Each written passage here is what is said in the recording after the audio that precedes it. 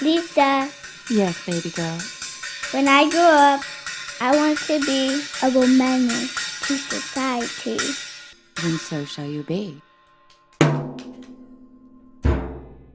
Hey y'all, welcome back to One Menace to Society. I'm thrilled to speak with this week's guest. She is the co-director of Oklahoma Call for Reproductive Justice. Please welcome to the podcast, Priya Desai.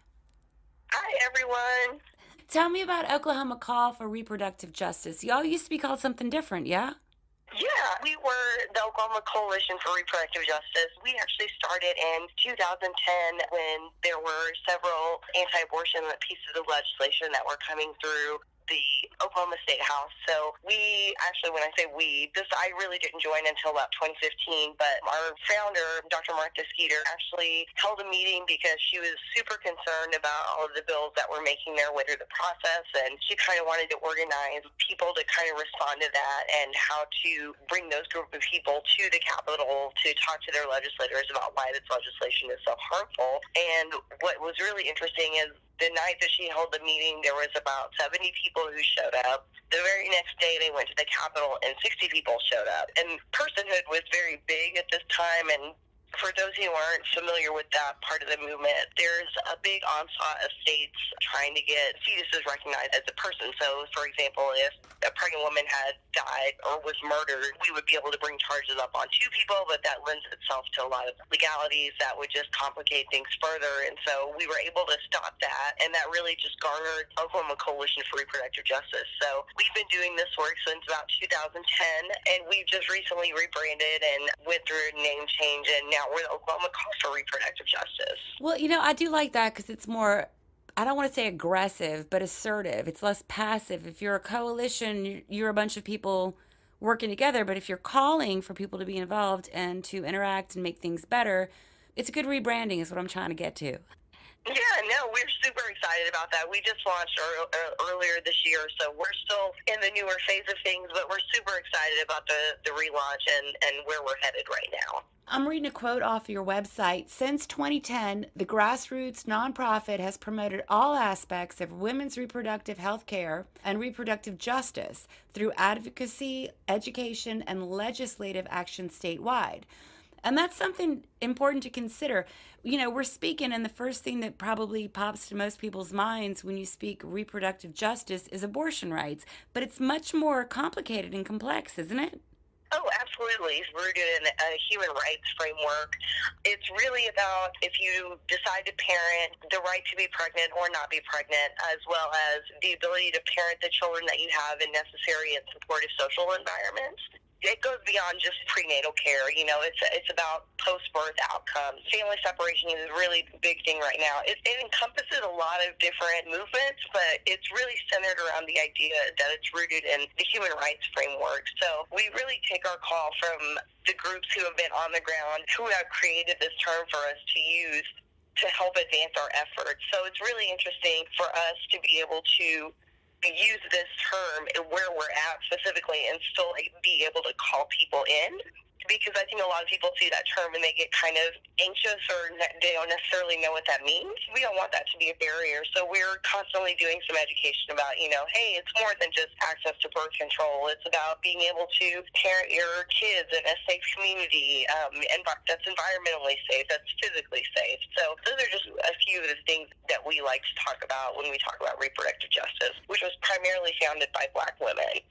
Well, yeah, I would think that Black women understand quite completely you have a hurdle when you try to parent your child, which is a constitutional right.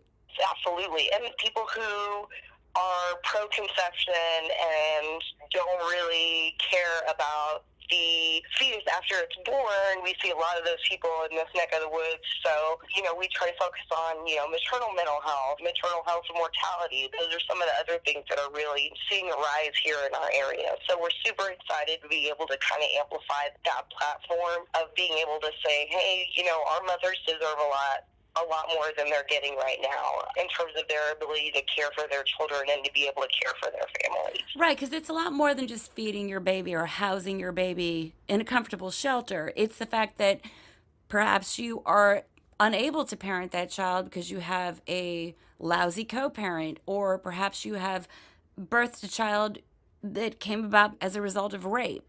And these are complexities that a lot of people don't take into consideration when they're like, have that baby, just have the baby. And ultimately, people would like to, I would reckon, just go ahead and give birth and have a new life form on the planet. But it's a lot more difficult than just that, right?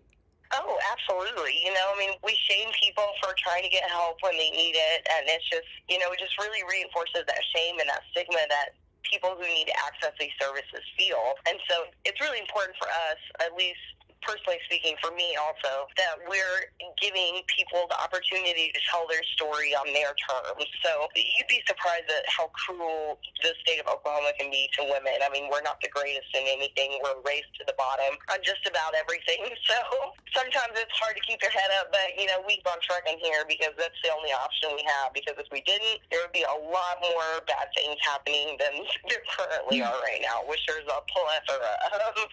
Yeah, you do have a lot of hurdles in Oklahoma, which is unfortunate because you've got a lot of really great people there and a lot of people who are actively involved in their communities and trying to make a difference. At the same time, you have the highest rate of incarcerated women in the nation. Absolutely, and that's absolutely tied to reproductive justice. When we talk about reproductive coercion and control, it's very much linked to the carceral state, which is thriving here in Oklahoma. There's been so many cases of just injustice where women who are in prison are in there for defending themselves against their partner. Domestic violence is a big issue here. We see a lot of murder-suicides here. It happens a lot more often than I care to say. It's a bit depressing, but we do have amazing domestic violence and sexual assault services that there are organizations who do pick up that kind of service to be able to help a lot of the women who are in those situations. Yeah, because it's horrible. You can't protect your child without getting in trouble with the state, but if you don't protect your child, you're in trouble with the state. Right, and we also have a failure to protect clause, and basically what that is these women go through the process of going through domestic violence and sexual assault services, and what we'll find is that they're getting charged with failure to protect. If I'm not mistaken, there's actually a group called the Oklahoma Women's Coalition that I believe is going to be taking that bill up this year to get it removed from the statute. So Beautiful. that's good news. Yeah, well, no, because if you call the CPS, you're damned. But if you don't call the CPS, you're damned. You can't win either way. Your hands are tied. Right. And that would come into reproductive justice, I would imagine, because you want to give your baby that you've birthed the best possible chance at succeeding in life. And if you can't get help, you can't get help. But you can be penalized if you try to get help. Exactly. And so it's kind of a dog system right now, but I'm so grateful for groups that are stepping up and trying to fill the gaps that the law has created in all of these situations where we see like many women who are in prison for failure to protect. There's one woman right now, her name is Tondaleo Hall. I don't know if you've heard about her case before. Yes, I know about her. It's just amazing to me what that woman has been through and continues to go through at the hands of the state. So I think we're kind of in limbo right now. I think the ACLU is the one who's been handling her case. And so I haven't heard any updates on that in a while, but I'm pretty sure that they're working behind the scenes to hopefully get this poor woman free. Last I heard, she got knocked back down, but hopefully things will change for her. Absolutely. I really like on your website too, and especially because you are in Oklahoma. I have great friends and family members in Oklahoma, and I know that there is a huge evangelical influence in the state. And I do like on your site, you are talking about faith and abortion. Oh, yes. So this is one of my favorite things that I think we've done as of late. We've had this project on our back burner for quite some time, and I think a lot of the barriers were funding to this, and thanks to some great donors, we were able to kind of make this dream come true where we would have billboards and we would have online radio ads as well as different earned media, different placements in the media.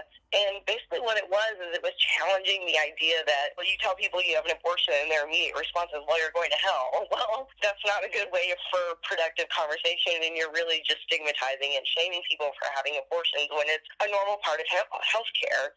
So we put up a couple of billboards that were in different places. So like in rural areas, not necessarily Oklahoma City, but rural areas where there tends to be a religious stronghold. And the message was pretty simple. God loves those who have abortions, and we kept it gender neutral to be inclusive. We got a lot of pushback and hate mail, if you will, because of that campaign, but every single thank you note we got was worth it. And I couldn't have been happier with the outcome, and so that's kind of one thing that we've been incorporating into our work, is trying to challenge that religious stronghold that we have here to say that faith and abortion rights can coexist cohesively and not be in dire opposition of each other. So we're keeping it on our website just so that people have that resource. We worked with some amazing local clergy that did some wonderful messaging for us because we didn't want to come from an inauthentic place. We actually got faith leaders from communities to come in and speak up about this. And so we were super jazzed to work with them. They were such great people to work with, and they were so loving and so affirming, and it was really a bright spot in what can typically be a difficult place to work. Yeah, I can only imagine. I can only imagine how difficult that is for you. Oh, it definitely takes its toll sometimes, but then, you kind of collect yourself, get back together, and get up another day and get ready to fight. Well, yeah, because, I'm a woman of faith, okay? I'm pro-choice. I'm not pro-abortion, but I am pro-choice, Yes. Yeah, but I do think that some people who are anti-choice see this as a religious issue, and that is their right, but you can't impose your religion on other people. Right. So it's good that you guys are out there and y'all are making waves and having people come in and just, this is fact. You can believe in unicorns if you choose to do so. That's your constitutional right. But it doesn't mean that everybody wants a unicorn or doesn't want a unicorn. Right. Yeah. So what is next for you? What are y'all doing? We're actually prepping for our legislative session, which begins in February. We've already gotten a little bit of a preview of what to expect. There's one person who wants to kick low-income immigrant women off of our soon-to-be sooner care program, which is Medicaid. And apparently he has some kind of medical expertise, but this is the same guy who tried to introduce a fetal heartbeat abortion ban in 2017. Wait, is this the same person? I don't mean to interrupt you, Priya. Forgive me. Is he the same person who tried to say that marijuana was bad too? Is it the same doctor who's a politician? You know what? I'm not sure. I don't think I heard that, but I wouldn't be surprised if it was the same person. Well, that's no good. Yeah, right. In the bill, when the reporter broke the story, what was really interesting about that is his rebuttal was, I only want to kick off low-income immigrant women off the soon-to-be sooner cares program. And in his legislation that was obtained by the reporters, there was no distinction between just regular low-income women and then low-income immigrant women who he said who are illegal and are using state services to have babies, which is just completely wrong in so many ways. But yeah, so I mean, his hypocrisy is showing, and so this is the kind of attitude that we encounter year after year, is that people view these programs as entitlements instead of rights. And what's interesting about this program is once a baby is born, all benefits cease to exist. So that's something to consider as well. Yeah, that's no good, man. I mean, I'm a mom. You can't just go to work. When you have a newborn child, you need a partner, a grandparent, someone to help you. You can't just have nothing. And for these politicians to take these rights away from children and moms is horrific. Right, and then in the same vein, they will charge you with child abuse and neglect when you aren't able to provide those things to your family. Do you think that it's misogyny at work? Racism? Is it classism? I mean, what the heck is going on? I honestly think it's a volatile mix of all three. People always leave here with, I'm not racist, but, and I'm just like, okay, so you're racist then, right? I mean, you don't have to preclude that with a but. As a person of color here in Oklahoma, I can tell you that people will be nice to your face, but as soon as you walk out the door or you're out of sight, they will say some pretty nasty and mean things about you. So there's a lot of, I don't know what you would call that, hidden racism or kind of covert. Or covert. Yeah, the covert. Yeah. If you could change one thing about Oklahoma's policy toward women and girls, What would it be? That's a tough one. Just one, I know, right? Yeah, right. It's like the option of one. I would say that, for a lot of women and girls here, we're not a priority. I would really like to make them like a forefront of the priority of the legislature, because we're seriously last in everything women. I mean, it's daunting at times to do this work, and honestly, I feel like making women a priority would do the state a lot of good, not just in terms of how we treat women, but also how we value women, how we talk to women, how we talk about women. I think there would be a lot of things that would be beneficial if we focused on the health of women, as well as, mental health, as well as pregnancy care, as well as like all of the things that would possibly make being a woman just slightly easier. That would be my goal or my wish for Oklahoma, is to put women at the forefront. Why else is it so backwards for Oklahoma? There's so many good people like you. There's so many great Oklahomans, such a rich history, such a diverse culture. And yet there's all these issues arising in this one state. Oh, yeah, definitely. There's so many issues. I mean, it's just amazing to me the lengths that we go to be cruel to women. And it happens year after year after year in the legislature. And the thing is we do have great people who stand up to these legislators and say, hey, that's not cool. That's not how we do this. Like, this is not the way to treat people. And, and while those people are in the minority, at least they're standing up and saying something, which is a huge difference than what it was a couple of years ago, where it was just kind of like silence from people who didn't necessarily know how to talk about abortion in a legislative context, I guess is what I'm getting at. Yeah. Well, I'm glad that you are speaking out and speaking up, and I'm happy everybody is listening, and I'm going to be promoting your video on my website. I think your video about intersectionality and reproductive justice is amazing. So I think thank you. I think Thank everything you. you're doing is amazing, Priya, and thank you very much for all your hard work. And thank you for everything that you do to uplift these voices across the country. I think you're doing amazing work. Well, sister, we should have a beer together when I'm back in OKC. Yeah, we definitely should. Now, if someone's listening and they're in Oklahoma and they'd like to get involved, what should they do?